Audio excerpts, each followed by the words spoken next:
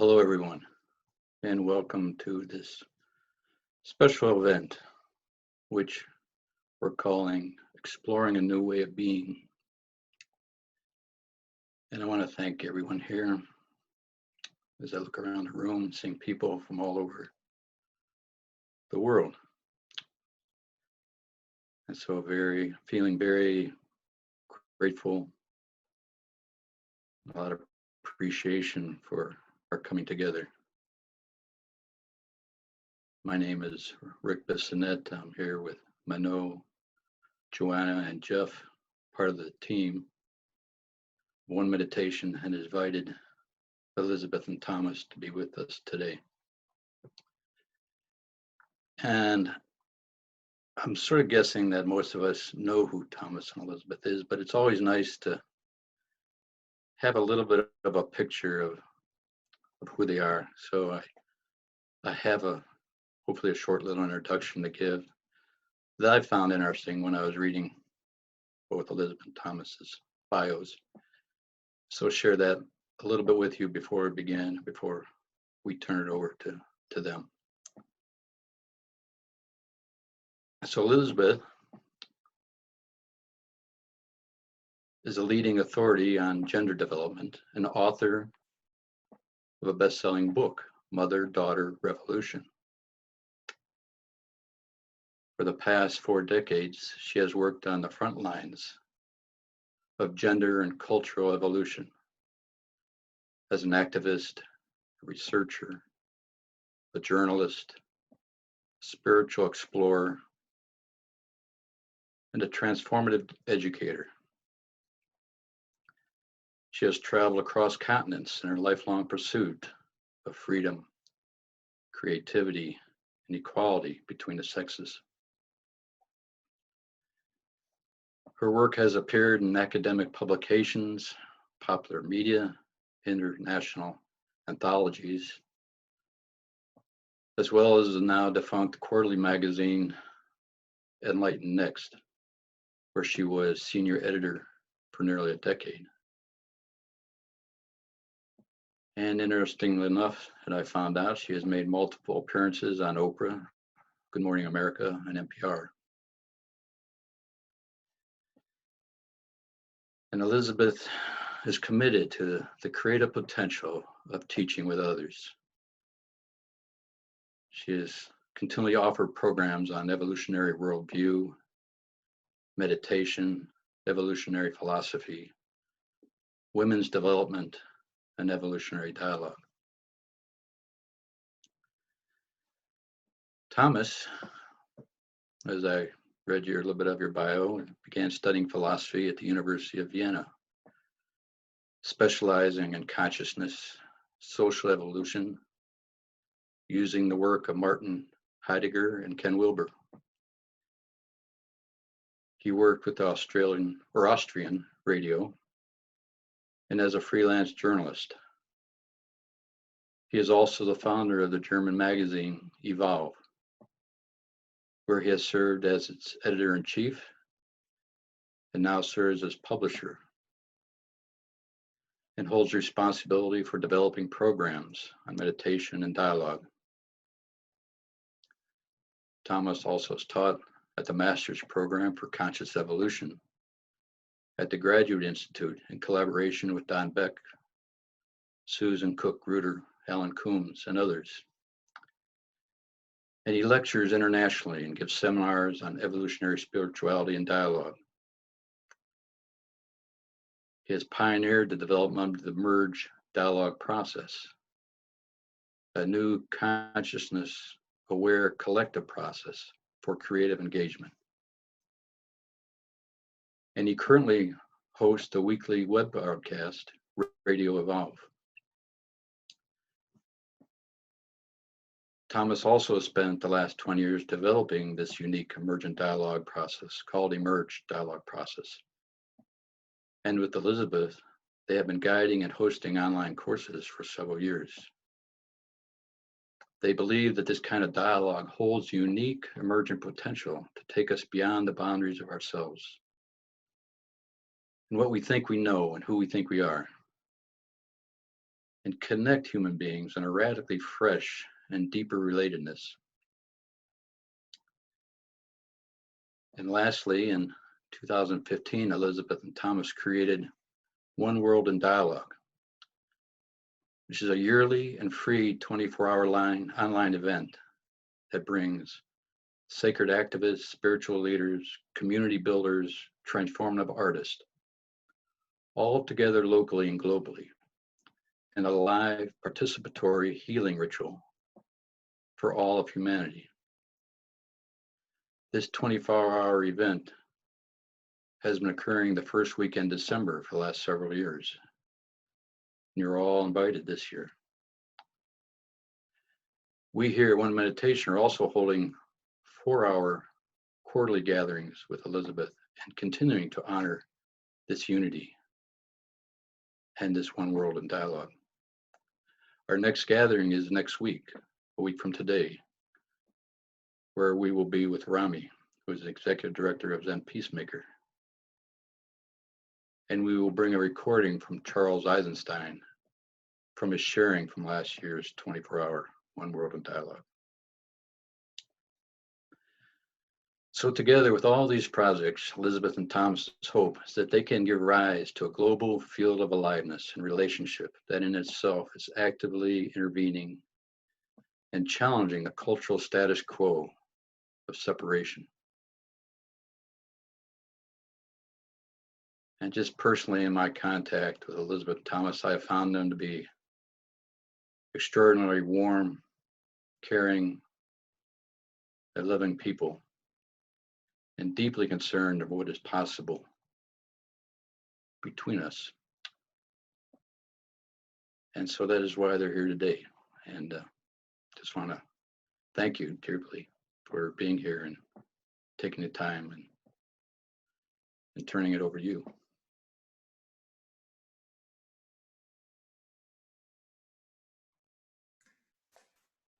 Cannot unmute ourselves. Now we can. Great. Thank you so much, Rick. Thank you so That much, was Rick. beautiful. That was wonderful. I mean, we've had a partnership with one meditation day before it was One Meditation Day in doing these 24-hour events, and really appreciate your commitment to practice, which is part of what we're going to speak about today. And it's the foundation of the work, all of us. But before we do that, I just want to say to everyone, Happy Easter. Mm-hmm. Happy Easter, or as I like it very much, as I learned it in Greece, Christos eleison, Christ has arisen. That's the way how they greet Happy Easter, Christos eleison. Where do they greet each other there? Yeah. Where? In Greece. In Greece. Uh-huh. Christos eleison. And it's interesting because I'm now living in Europe, in Germany, where Easter is much more of a holiday than it is in the United States, where I come from.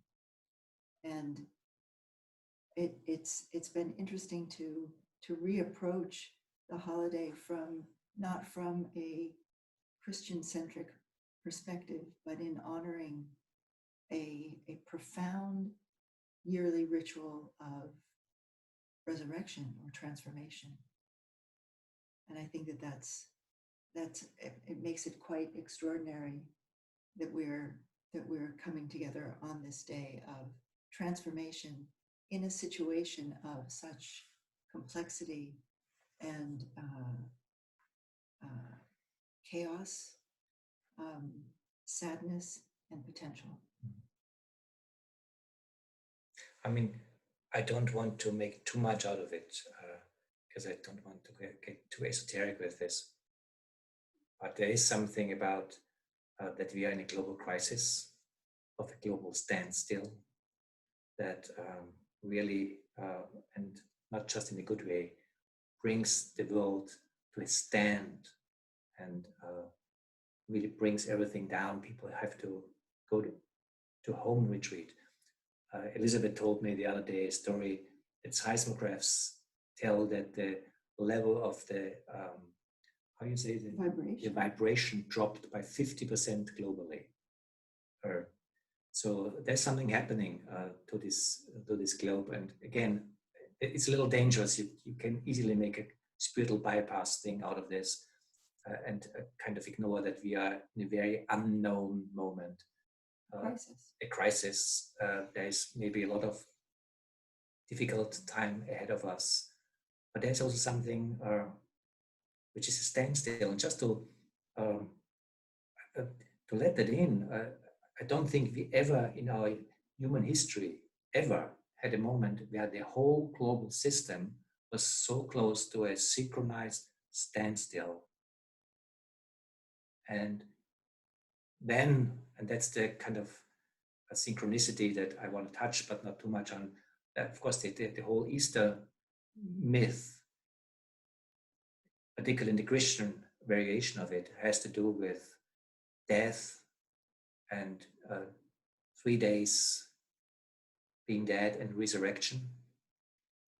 And we are also in a place where there's no, many Christian services are not possible right now. People are not able to meet for the Easter celebration. Something I don't think that ever happened in the last 2,000 years. And whatever it is a remarkable moment that we are in. It's also an interruption of Passover and the traditional Seder that has been an anchor point for the Jewish faith for thousands of years. That this is that at Passover, one of the holiest days of the year has to be done in separation. So, or is being asked to. People are being asked not to celebrate together. But it's very interesting that in our Judeo-Christian heritage, that this is all occurring just at the most sacred times of year for these core faiths. So it's just interesting. It's an interesting phenomenon. And it brings us, I think, back to a re-evaluation and a re-appreciation in a certain way of the more, you could say, mythic dimension or transformative spiritual dimension of what these deep rituals have always been about. And there's also one other dimension of this crisis that we're in, that this little virus, in a very particular way and not necessarily a pleasant one, shows us on the material level that somehow our separation is an illusion. That even as a body, this virus seems to move through humanity as one body. As we are learning right now, all viruses are doing all the time. It's nothing new. There are also many good viruses. Basically, nature is moving through us globally as one body all the time. And just to let that in, that of course we are individuals, of course we are individual bodies, but there's also a level on a material level happening where ongoingly, to part of nature, we are one anyway. That these microbes are moving through us since millennia, since ages, ongoingly as one body. So it's a stark reminder of something. And of course, not only on the level of our physical body or embodiment, that we see how our systems, our world systems of economics are deeply related, and we see how vulnerable this global relationship is right now.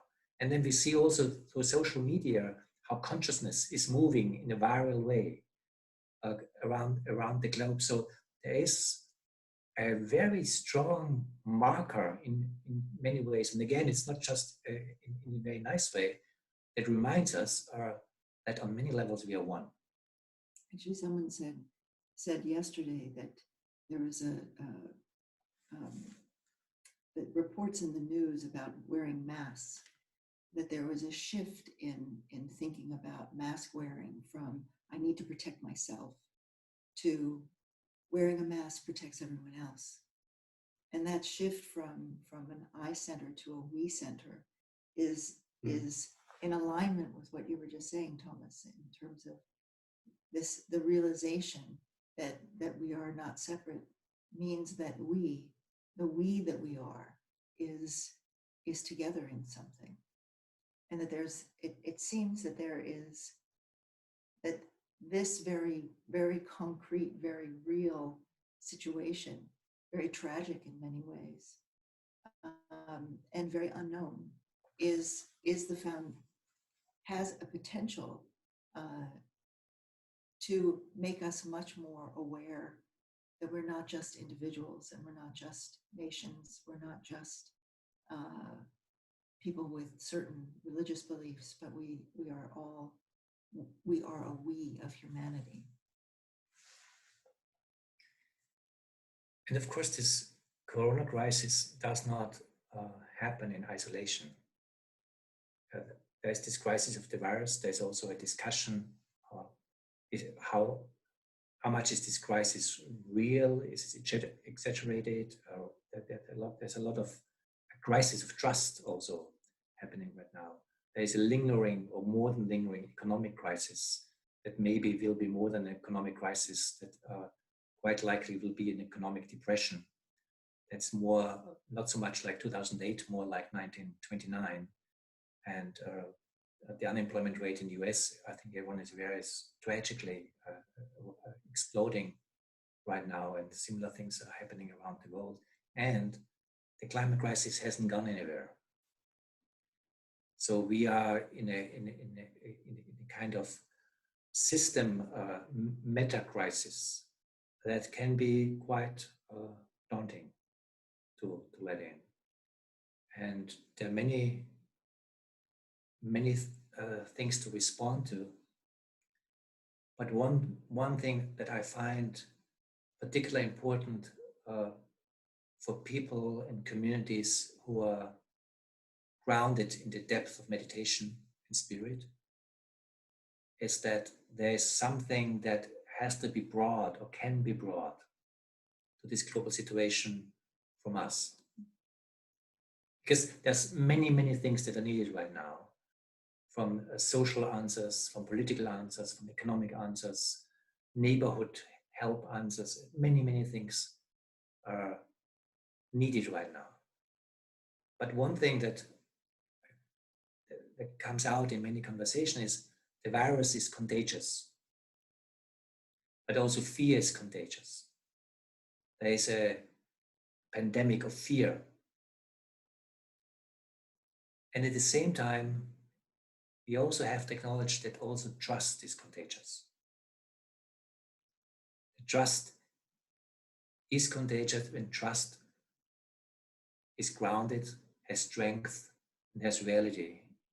And there's something in the power of spiritual practice, prayer, meditation, that connects us to this fundamental trust in life, in the universe, however you want to call it. And something that is needed right now to really hold this, not just for us, but as a contribution where we also can just let go, just be here for the moment, not in a way of forgetting about all the difficult situations that we're in, but in a way of, yes, this is all true. There's something also true where trust is justified. There's a deep realization that there's something I can deeply say yes to right now. See, this is a time where one's spiritual practice, and we'll use the example of meditation, is so important. And as Thomas said, it's wonderful in terms of it's giving us equilibrium or a sense of balance, but it's also engaging from a deeper place with some of the core, some of what makes this time so challenging. part of what makes it so challenging is that we don't know what's going on. We don't know what will happen. We're not in a world of business as usual. We don't know what that will mean for us. But not knowing is an essence of our meditation practice. Being comfortable with letting go of the need to know. And that doesn't mean saying, I don't need to know anything. It's more complex than that when we're off the cushion.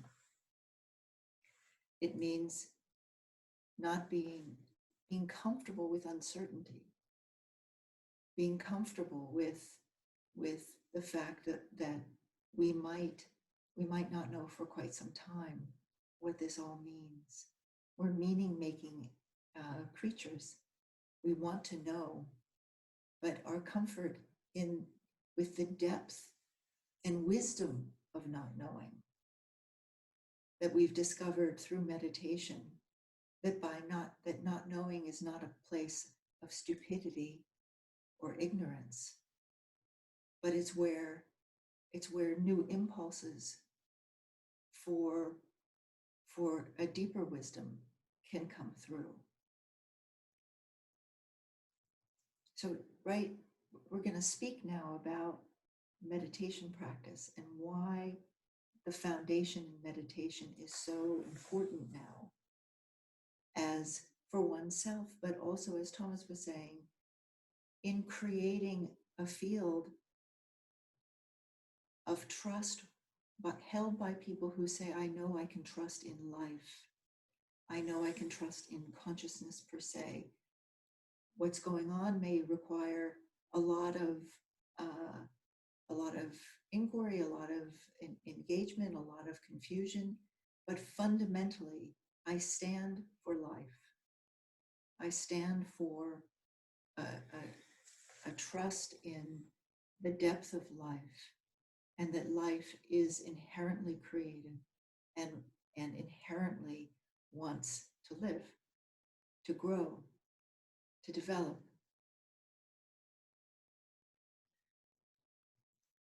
Maybe to say what we are keeping on saying right now in a different way, because I think it's so fundamental for spiritual practice in general and for this situation in particular. One of the spiritual guides that I love most, he's one of my heroes of spiritual teachers, is Brother David Steininger.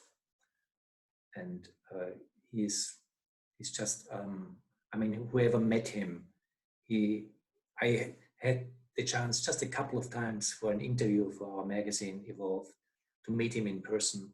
He lives now half of the year in his old homeland that is also my homeland in Austria, in a Benedictine monastery, and I had the chance to meet him and interview, just to spend time with someone like him. I was not more than a couple of hours, but there are some persons, when you meet them, you don't forget it, and he's one of them.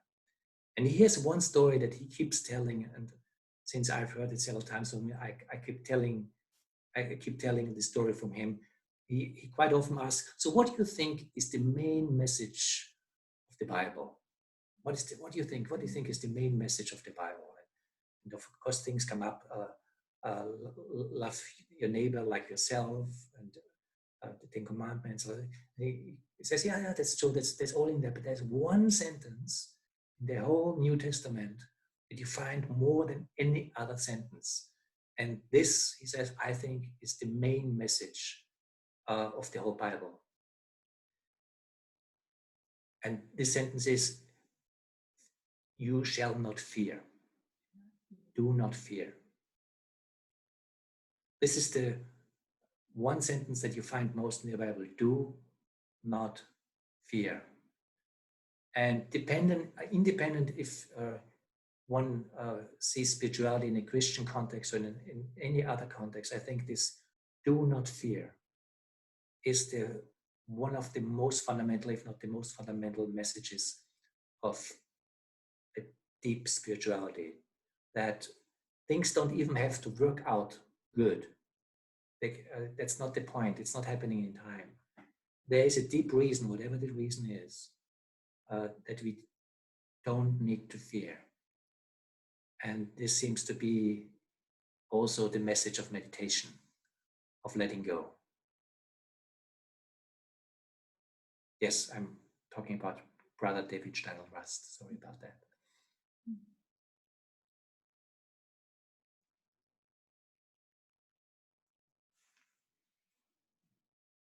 I think that that's part of what, there's a complexity to this simplicity, to say, do not fear.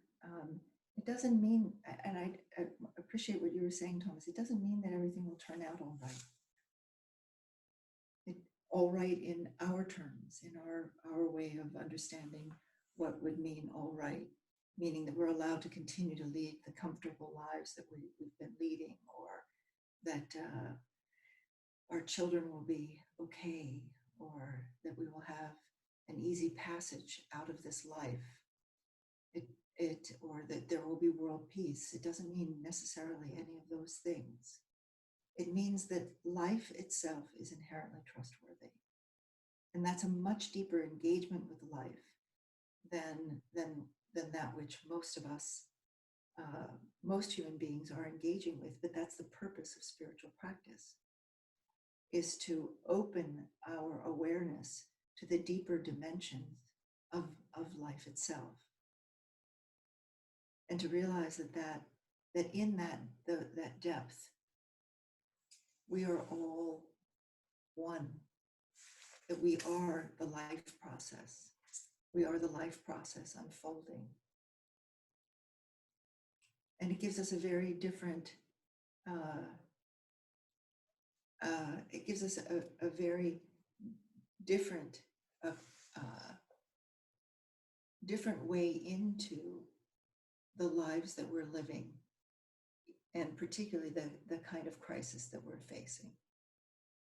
This is what, in many ways, that the world needs from those of us who are doing deep practice now. This is the proof of our practice, that in the face of an upheaval like this, that we can maintain that trust with life and play whatever role we are meant to play in this whole process.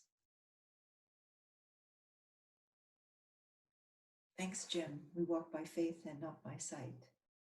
Yeah, it's where does the heart, the spiritual heart, take us? Spiritual heart being different from the emotional heart. Where does the spiritual heart take us at this time? What is our contribution to our family or community in the work that we do that expresses this deep trust, this powerful recognition that life itself is trustworthy? And that no matter what the situation is, and this is what you were saying before, we can say, yes, that this is true, I stand for that. So in this time that the world has come to a standstill, where there has been a massive stopping of all the engines of modernity, all the engines of the geopolitical economic system have slowed down and stopped in some places.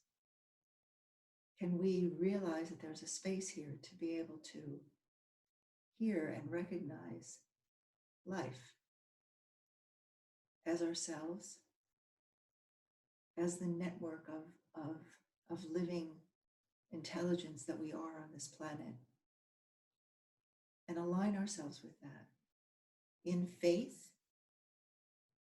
that comes out of deep experience. Because that's the reason we do practice, is to develop a deeper faith and trust in the life process itself.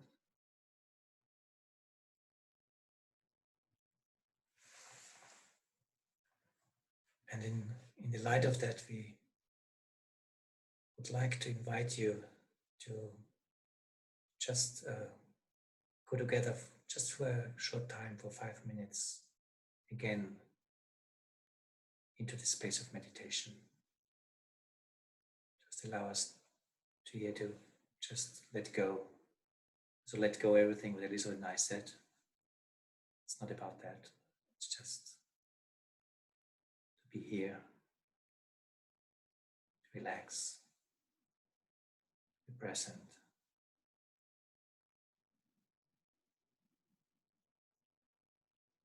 Maybe take a deep breath.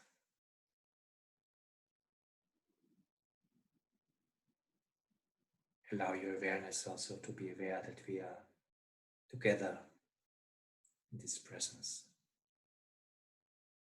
This presence is a shared presence, as it always is.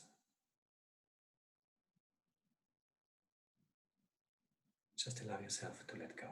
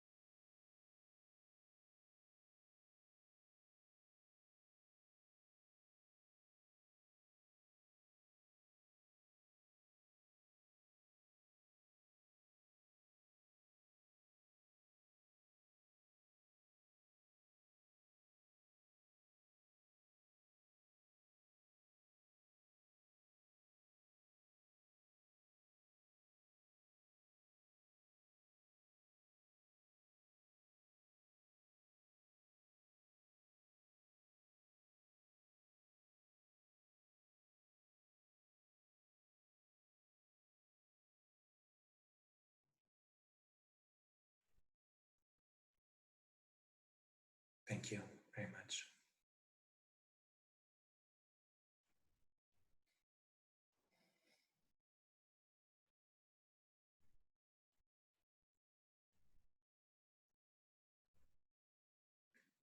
And I would like to invite you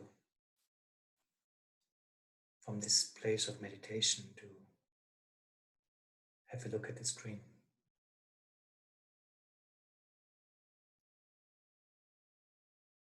Or to be more precise, to not have a look at the screen, to have a look through the screen. And see, when you penetrate the glass of the screen, there are people on the other side. Beings, sentient beings, humans, you, we. Sometimes in front of a computer we tend to forget about this. It looks too similar to a YouTube video, what we're seeing on screen. And we forget that the smile that Helen is giving us right now, she's really giving us right now. Thank you for your smile. Thank you for your smile again.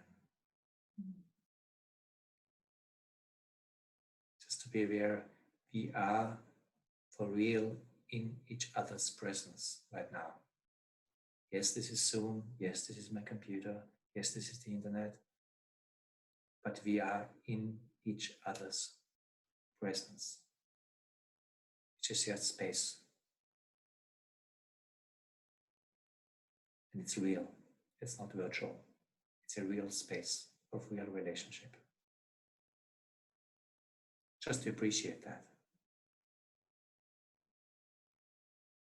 Maybe also to appreciate how this space starts to bloom in the moment we give it more attention.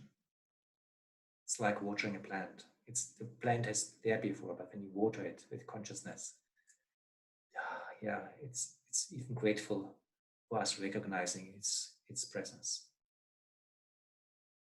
Just give a moment for that. See what's real between us is real human connectedness in this very moment. And that space of connectedness, of presence together is the same, has very similar qualities to that meditation space that we are cultivating. Because that meditation space that we cultivate in our inner practice is not separate from that which is between us. It is between us. The field of consciousness that we access in meditation is this field that we are emerging out of in presence here together.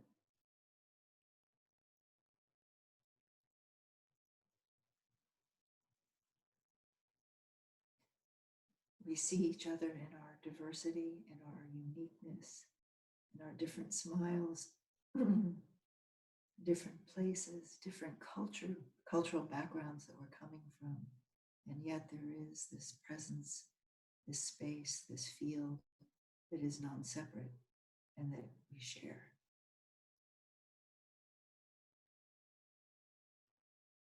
And it doesn't depend on where you are or where I am. It's here.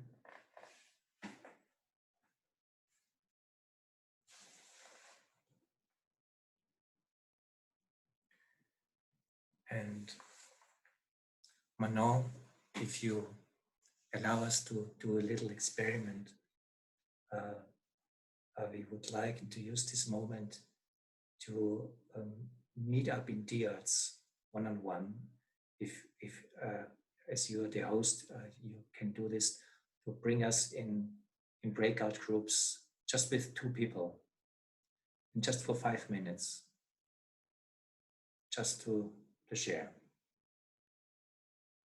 And I know it takes a minute, and you can just use the random function so that, are you comfortable with doing that, or is it so?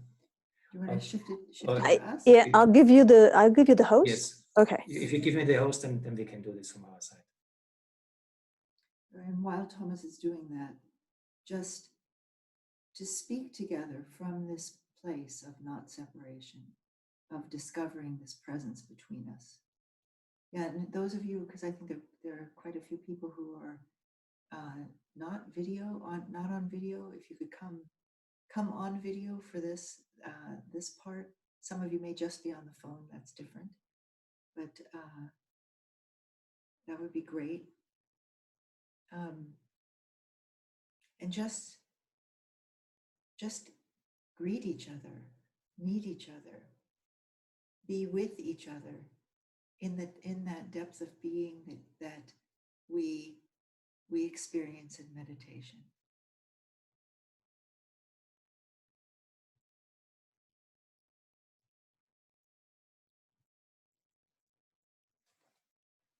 Okay. Because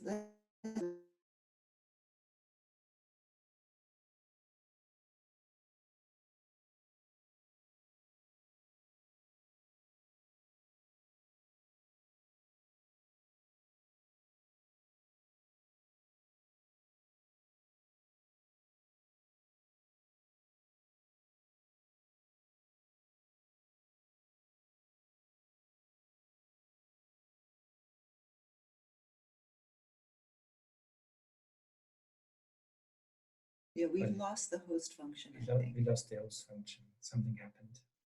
Technology.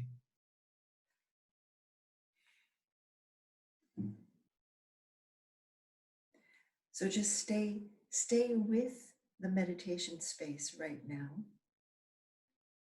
with that presence, looking into the screen, beyond the screen, through the screen. Stay with our we here.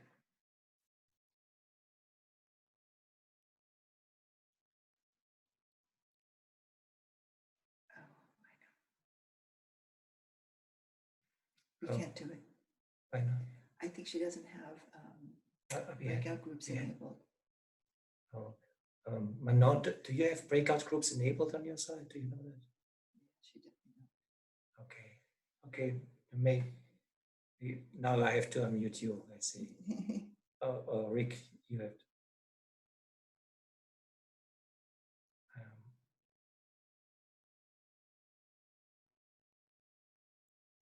Because Yeah. Okay. Yeah, you go. I lost the host control, so I cannot give you the breakout room. So either Rick, Jeff, give me the host again. I don't know who's the host anymore. No one has it. See? No one has it. Okay. interesting situation. I can get out and come back in, and I'll probably get the host then. Probably so. Oh, well, let's forget about it. Yeah. I think we don't have to do it. We don't have to hang up on this one. It's fine. Because what we wanted to do is to kind of allow us to come together in these situations of two. And one of the reasons why we like to do that, because it brings every single one of us out of the situation just to listen to this. We are put in a situation where we are with one another, and there's something activating in being in this situation. But it's also something that we can do together if we just allow ourselves to allow to be a co-creative part of this situation. Because our work with dialogue, we call it emergent dialogue or emergent respace, is very much connected to the reality that this respace, this space that we're in right now, can come from a very different place if we allow it to come from a very different place. Because usually we all have our past, our thoughts, our ideas, and we just carry through bring it to the present and pull it through to the future. But with the foundation of meditation, of letting go, there is an openness to presence. There's an openness to presence where, of course, all the past is still there, our thoughts, our convictions, everything is still there. But the way we engage with each other in language, in dialogue, comes also out of this shared presence, this openness and letting go that is practiced by meditation. Emergence does not come from the past. Emergence comes from the openness of the present, and it's a co-creative opening to something that is birthed together. In that sense, particularly in its most beautiful moments, this form of dialogue can in itself be a form of spiritual practice, because something sacred is opening up between us, because it comes out of the same place that meditation comes from. And it's not about talking sacred language, just appreciating the sacredness of every single present moment.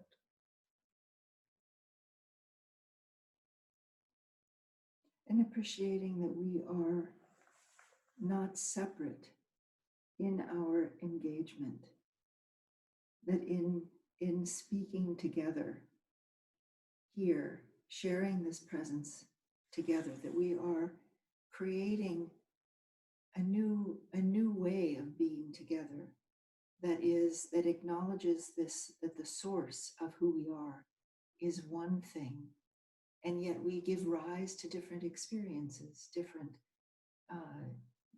ways of understanding, but that's all part of one process. And in that one process, we are all learning and creating it together.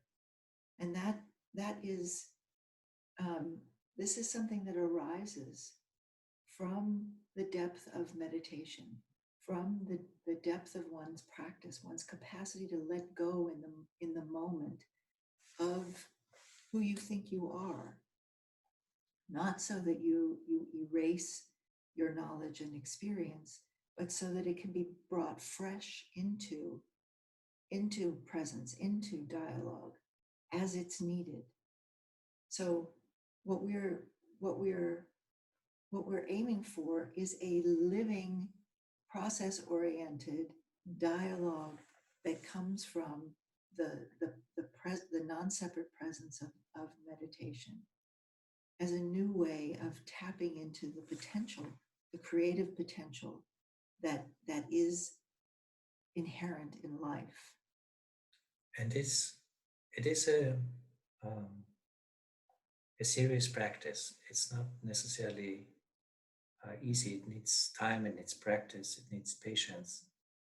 Because everyone who is a serious meditator knows it's very easy to say, sit down, relax, let go, be present. But doing it is a different thing.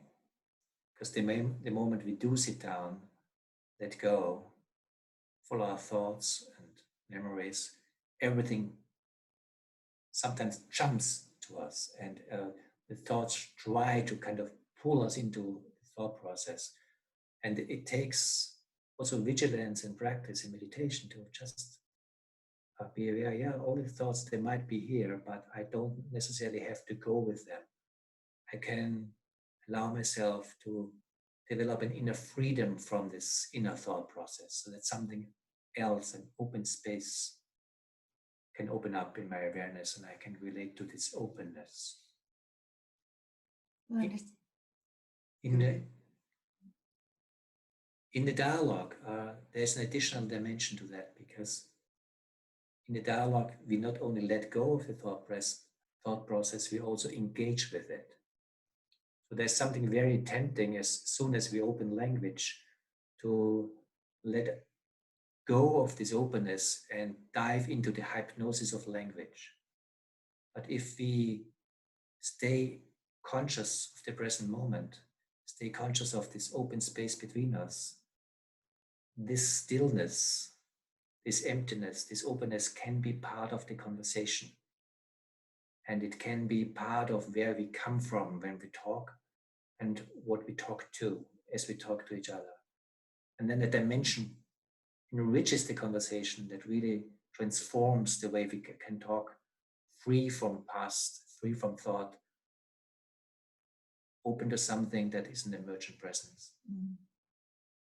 So that's what we're inviting you to, is to engage with us in a dialogue, in a conversation about all of what we've been speaking about, but that starts with a recognition. What is our recognition of this space that we're in right now? What is it that we are perceiving, sensing, that we are that we are opening to at this moment? Ellen has to leave. Goodbye, Ellen. What is it that is present between us, to speak to that? All the different voices that are making up this one whole here, bring them in to evoke, to call forward what it is that we're perceiving.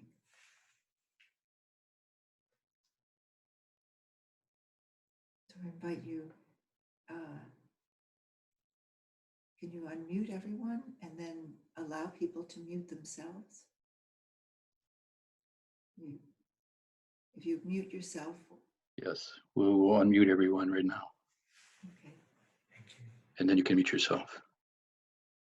Yeah, and then mute yourself so that when you're not speaking, that the background noise doesn't take over the conversation.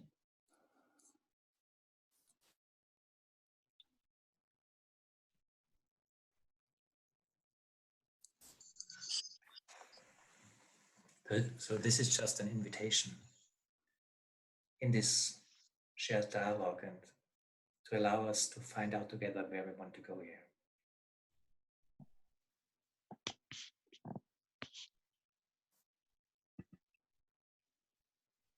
Everyone who feels inspired, please jump in. What is the emerging present here now? What is present between us at this moment? Unmute yourself, Jane. Yeah. Yeah. Oh, sorry, my phone keeps going off. I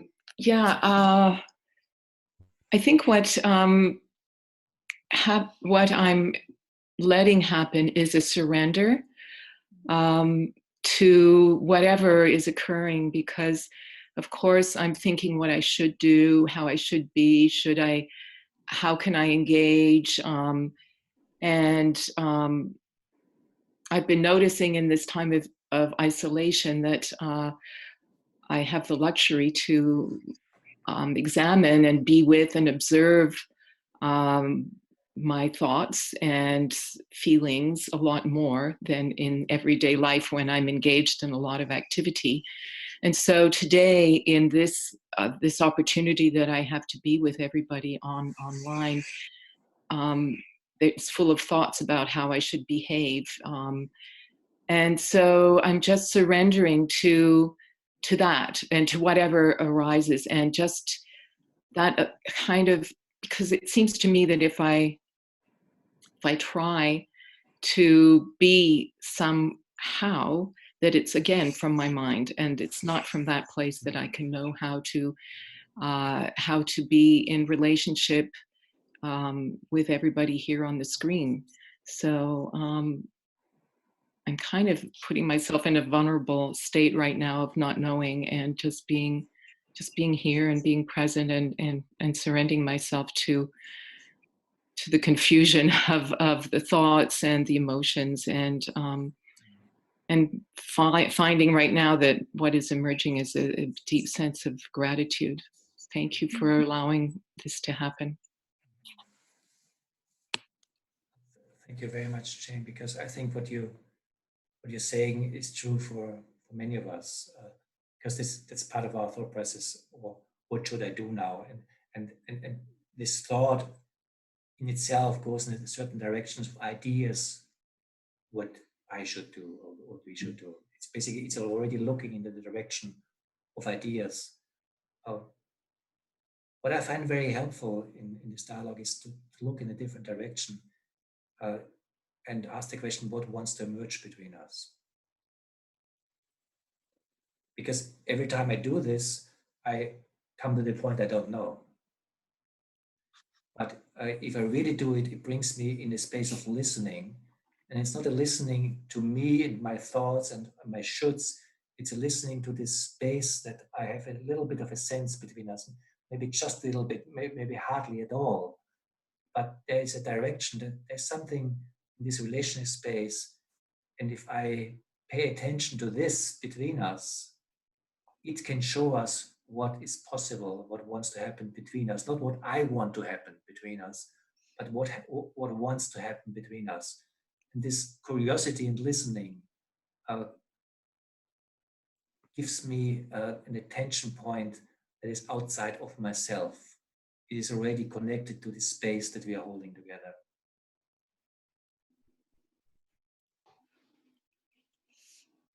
Thank you. I take the words "what wants to emerge," kind of make it a mantra for when I get that confused. Thank you. Hello. When you brought up the I'm sorry. word "do not fear," and Brother David is a favorite of mine, so it sort of had a double whammy. And I keep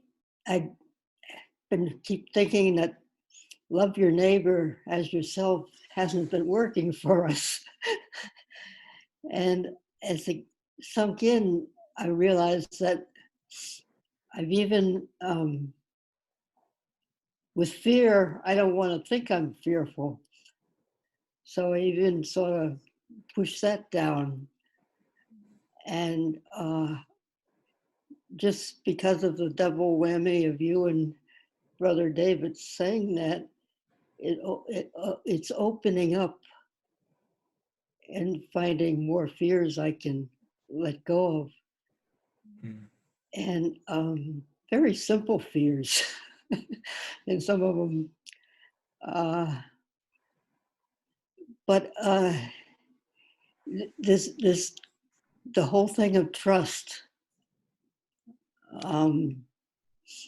I think is a word for me to start believing in, because like I've been going to these different seminars and step by step words have come from different people sharing, and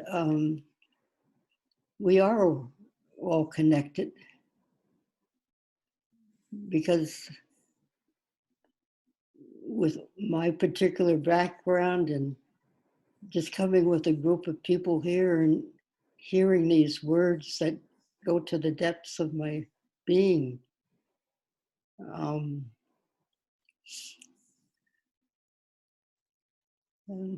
so do not fear. I'll keep that with me for quite a while. Thank you.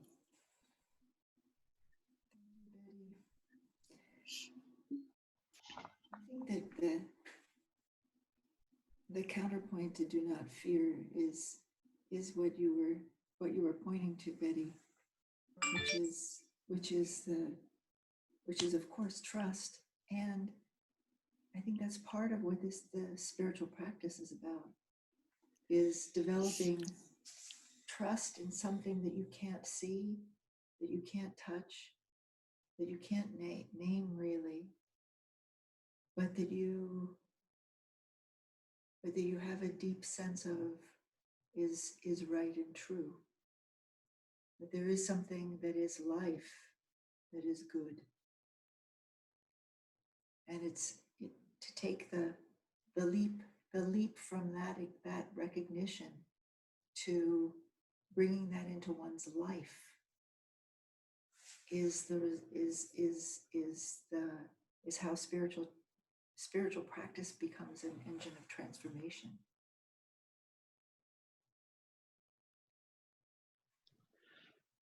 And so just sensing into this right now, this with your words, what's emerging.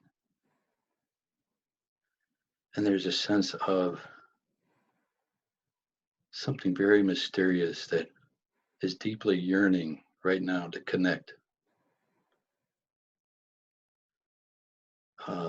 It feels like it so wants to trust, but even it's like the very motive of life itself wants to connect right now with the emerging life right here.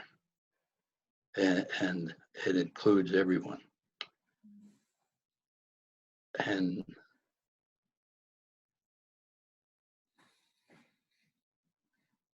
it feels like it wants to open up. It yearns to open up.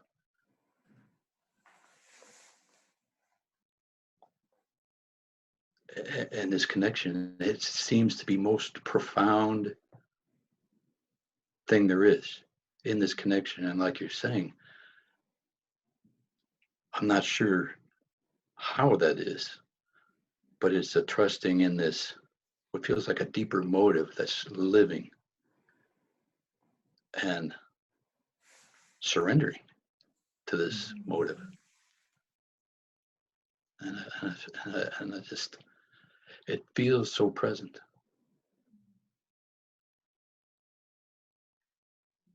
I appreciate very much what you're saying, Jeff. And I just want to highlight when you said it wants to trust, that in this wanting to trust, there is already trust. Because if I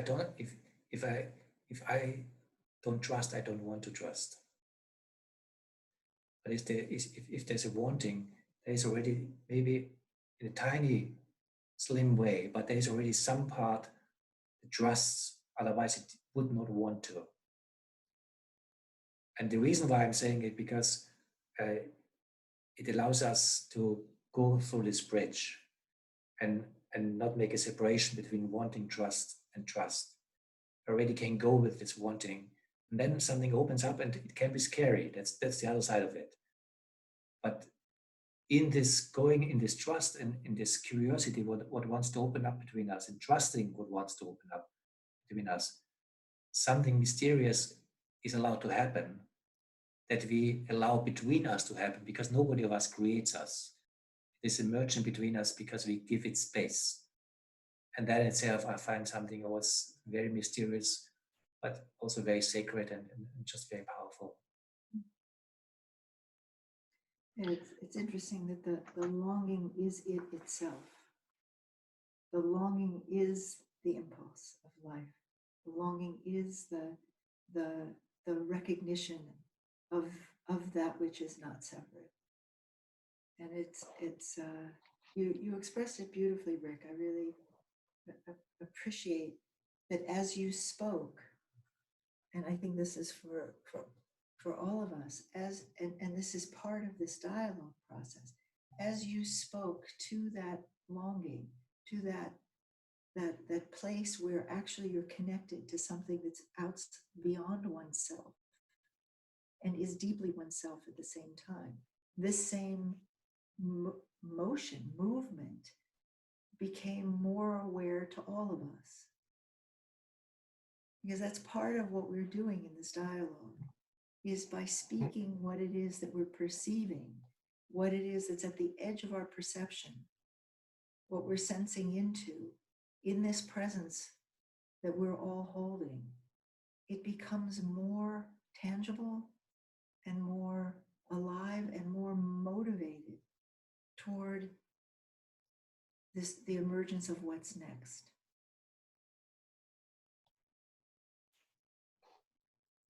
And if I may, right now there is a whatever longing or trust that is there that I sense wants to just break through the shell of ignorance, of separation, of want to show itself. And as I'm speaking, I have the sense I'm not there, and yet I hear my voice.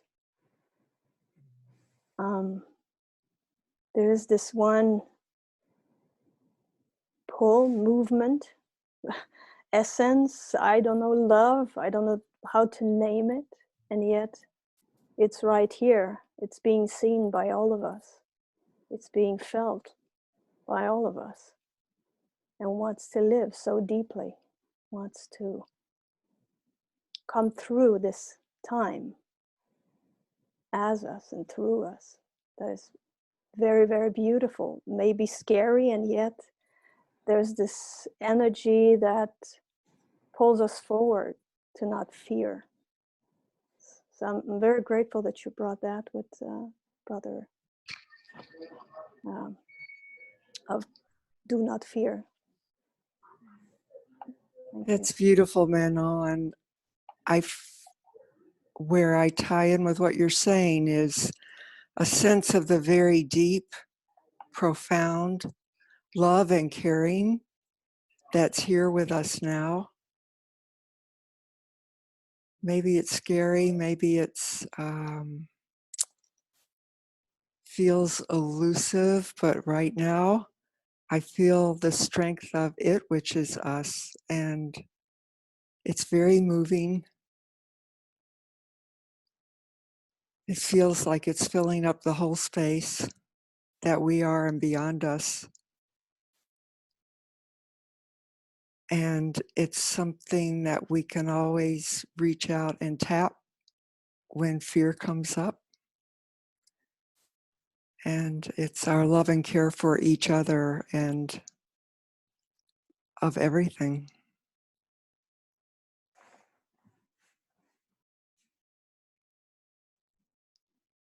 I love that fear is being spoken about, because one part of me has a lot of fear right now just of speaking.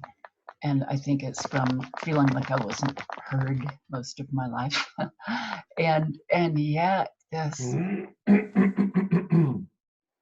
this connection, it's so wonderful. It's almost really palpable. It feels almost physical to me, this connection with all of you. And it's so much what I want to feel with people all the time. And yet I'm afraid, I'm afraid, to be thought of as stupid, or, because I don't know how to express from this place in ordinary conversation. But thank you. This is really, really a beautiful place to begin, to even be able to open my mouth and let some words come out. Thank you. Thank you so much for having the courage to do that, Kristen. Because that's the courage to step into this space together and not know how to give it life and words, and yet put your heart out there to do that, as everyone has been doing here, is all that's required, and it takes a lot at the same time. But that is the edge that we're all on together. It's an existential place. It's a place where you feel that something could be like a candle extinguished, and you feel that would be so painful. You want the light to keep going, and that there's a point in this that is a bit excruciating, and yet it is speaking to the deepest part of what it means to be human, and therefore what it means to be human together. Yes, there's such joy in my heart. Thank you so much.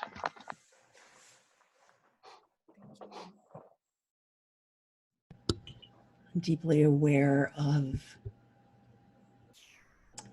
this collective field that feels like it is not just us. It is something so much bigger and deeper and broader than us. And yet, of course, it includes us. And it's almost a very visceral kind of feeling the energy of who we are together and what seems to want to just emerge quite spontaneously. And it feels that this livingness that we are right now offers a place for all of the challenging emotions we're going through right now, all of the uncertainties and the unknowns, that there's something more grounded, deeper, more expanded, that we are here, but we can also tap into. And I'm just noticing how palpable it is right now between us. The process of speaking to it, from it, as it, is what makes it more conscious and more palpable. And it's why it's so beautiful when someone does do that, because it becomes more tangible for all of us in the process. And more tangible means we experience it in our bodies, ourselves. It's something that resonates in the cells of our body, as well as in the subtle perception of the field of consciousness between us. I mean, one interpretation of what you're describing, and it is just an interpretation, but I see it that way, that what you're describing is also a process of self-recognition of it as us. And the way I experience it is it's similar like our individuation process when we became individuals. We in our individual life, but also as a species, we were kind of individuals before we were self-aware as being individuals. There's a point in everyone's life, usually around 3, where we start to say I and not he, Thomas. There's a self-recognition, and that empowers the self-sense that I recognize myself as I. And it seems that this field of wholeness that in some ways always there all the time also. We are never really separated, because even our individuation is part of this whole process. We are as consciousness. But when we are talking, as you are talking, and enjoy the recognition of this as a self-recognition, as something empowered, because it becomes self-aware through our awareness that this is something that is us, but is also beyond us. And in giving voice to it, it becomes of a different dimension. And part of the practice of just talking to it and talking from it, as Elizabeth is saying, is a practice of empowering the self-recognition that this field of non-separation is a very real reality that we are always living from and always living in, but that we also can become very conscious agents of together. Which is the new step, the new way of being together. And to think, what would it mean to approach the crisis that we're in from here, rather than from the place of separation? Here, where you can feel, there's a sense that, as you were saying, that everything can be in here. And as I think Joanna was just saying, everything can be here. And yet, because there is this palpable non-separation, this field where one feels open and deeply connected, and that because of that, that the fear in some ways is less scary, that it is a part of the human experience, but it's not the dominant part. And then our creativity, our love for each other, our love for this can be a driver of how we respond to a situation that is overwhelmingly unknown. What comes up, Elizabeth, as you're saying this, I mean, one very important aspect is we need to feel. The response that wants to come forth is a response from the heart, not the physical heart, but this deep heart of awareness, heart of consciousness, and respond from there. And I need to feel that. I need to feel you. I need to feel what's going on to be able to go with this love. This is what seems to pull me right now. Even if I have cold hand and I'm nervous to talk, but I feel every one of you inside of me, and I feel I'm inside of you, and I cannot stay silent.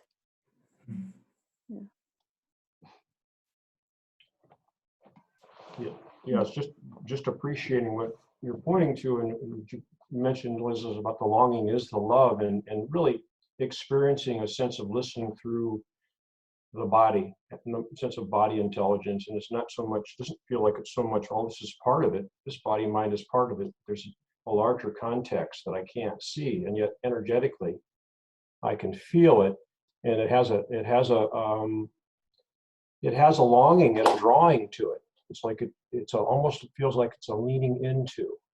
It includes everything, and it's also a sense of really leaning into something, and in that there's a groundedness to it, and there's a tendency for the spiritual heart, for lack of another word, to open up.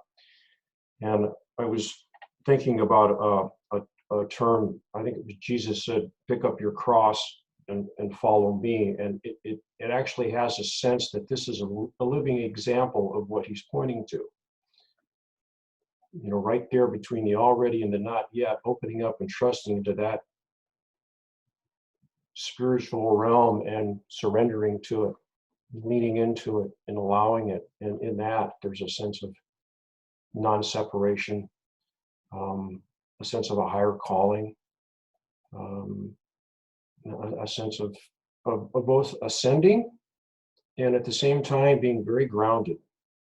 It has both of those qualities at the same time. It's rather interesting. And it has a sense of being very insecure because you can't grab anything or put your foot down, but at the same time, it's very, very real. So just appreciating the opportunity to experience and step into that, and feel the gravity of it and the grace that's there at the same time. So just thank you. Thank you, Jim.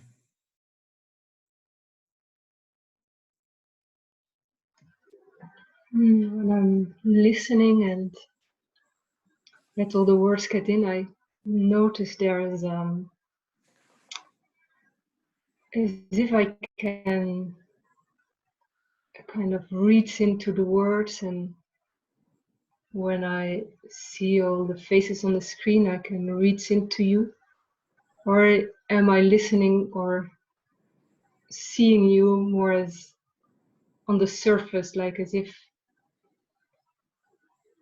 I put a kind of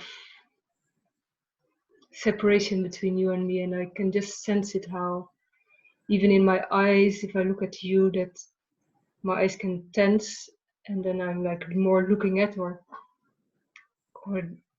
can I let go and trust and kind of look into, like it's as if I'm looking into this, not even you or anyone as a person, but in this bigger us. Or so I'm just sitting with these two movements of, am I reaching into this moment? Am I reaching into others? into what's emerging, or am I kind of looking at it as an observer and put kind of almost like a tissue between me and that what's happening and that what's emerging. So I'm just being with that.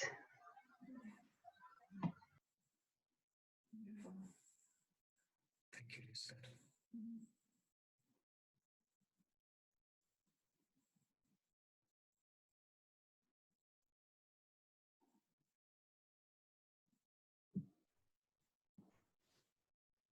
I'm just appreciating the quality of feeling that's available here in this space at the moment. There's just an exquisite sensitivity to just the slightest nuance of feeling. And it's like being moved by everything everyone is sharing in a really deep and profound and meaningful way. And there's just this deep sense of care that is just so available. You know, it's been acknowledged, and yeah, it's just really the sort of the dominant tone of this opportunity to encounter one another. It's really beautiful.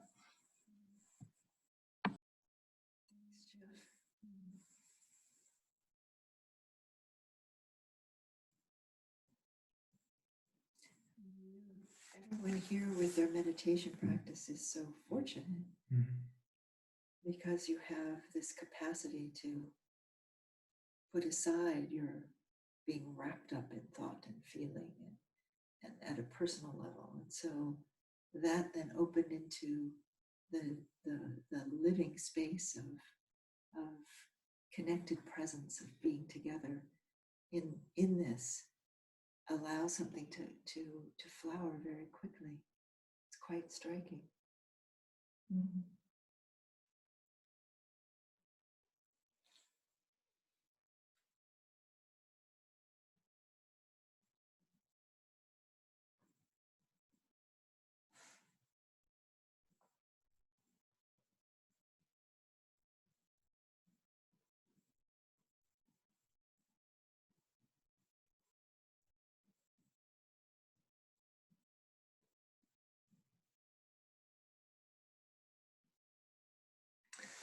I really appreciate your ongoing practice in meditation, because I'm just deeply convinced that meditation is such an important foundation to come together in this different way. Because just in this inner practice of letting go, and in that sense, letting go of my world, being preoccupied with my thoughts, my fear, my hope, and the kind of growing capacity to surrender to open presence allows to connect in a different way.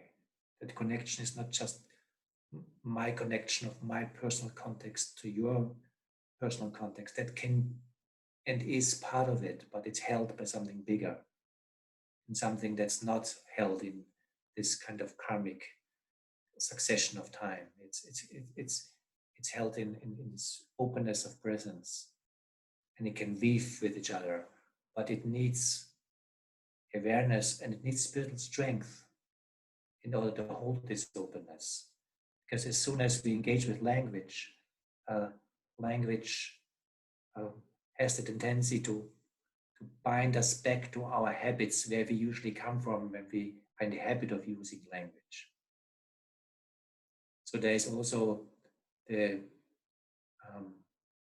cultivation of language that's connected to something different. It's not connected to our separate I sense and to our mind process.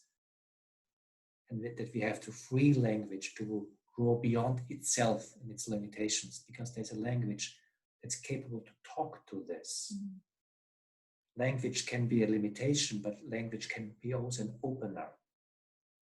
And it's upon our presence and our capacity for presence to reverse the capacity of language from being a limitation to being an opening. And that's when language becomes an invocation. It becomes a part of the mystery. It becomes a kind of form of, you could say, spell casting, that you're speaking and allowing the reality that you're sensing into to come alive. And that's a gift to each other.